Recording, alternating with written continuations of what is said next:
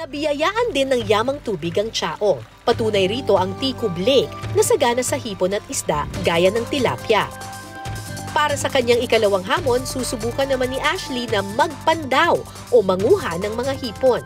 At ngayon makakasama natin si Kuya Edgar dahil tutulungan niya ako mangisda at manghuli ng mga native shrimps. Naku, Kuya Edgar, first time ko to. Ay!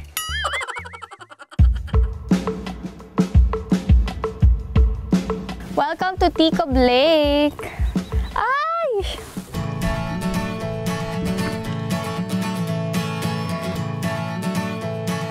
Ano po, tinataas na po rin taing.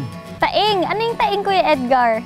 Panghuli po ng hipon. Panghuli ng hipon. Dito lang sa lugar na to? Ito po sa Marco. Okay. At ang pagpapandaw. Uy, nakahuli na tayo? Ito po. Uy, nakahuli na tayo! Mga maliliit. Ayun po ang ginagawang binayong hipon. Ito ba yung ano, yung parang mga hibi, ganon? Hibi! Ala! Tumatalon! Oh my God! Pwede ito hawakan, no? Opo. Ayan, oh. Ang liliit! Huy, ang laki ng hipon nitong isa. May nakuha ko isang malaki. Ang laki. Magalaw lahat. Ay! My God! Yung malaki, nilalabanan niya ako. Ay! Okay guys, eto na, nakahuli na tayo ng marami-raming mga shrimp. Kaya ngayon, lulutuin na natin to. Huli ko to. Kasama natin si Nanay Rosaline, siya ang tutulong sa akin sa pagluto. So Nay, ano bang lulutuin natin? Binayong hipon ang ating lulutuin ngayon. Ito mo natin unahin. Ito, yung shrimp, yung mga hipon. Ilalagay muna sa mainit na tubig ang mga nahuling hipon. Pagkatapos, huhugasan ito. Tapos gagawin na natin itong mga sangkap. Lalagyan natin ng kaunting asin. Okay. At saka isasangkot siya hanggang sa matusta.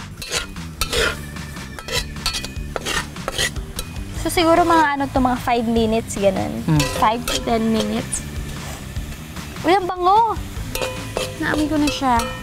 Kapag tostado na ang hipon, pwede na itong bayuhin. Ay! Ihanda na ang mga braso, Ashley. Yan. Kaya mo yan, Ashley. Kaya naman. Kaya ko pa. Nakakapagod pala to.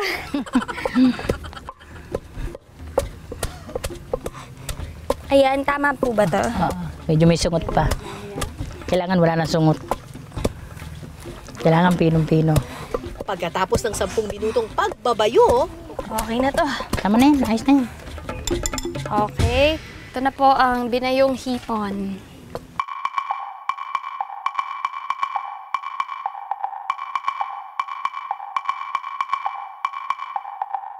Okay guys, titikman ko na yung ginawa ni Nanay kanina.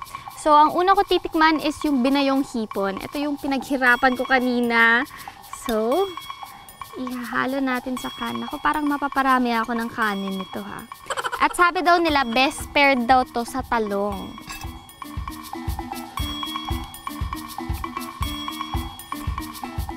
Ang sarap. Ngayon lang ako nakatikim nito. Tama nga.